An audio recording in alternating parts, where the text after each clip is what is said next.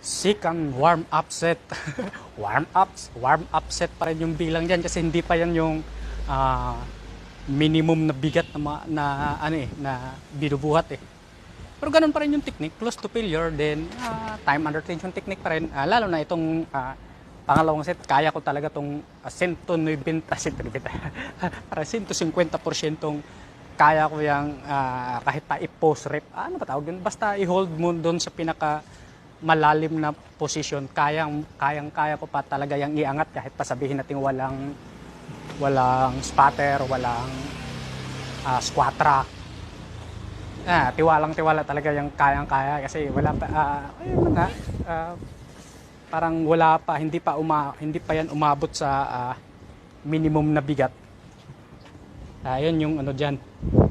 Yun yung ano ba? Basta yun.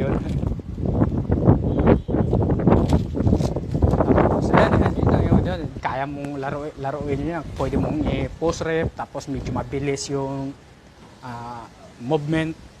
Basta ganun yun. Para-paraan lang yun. Let's go!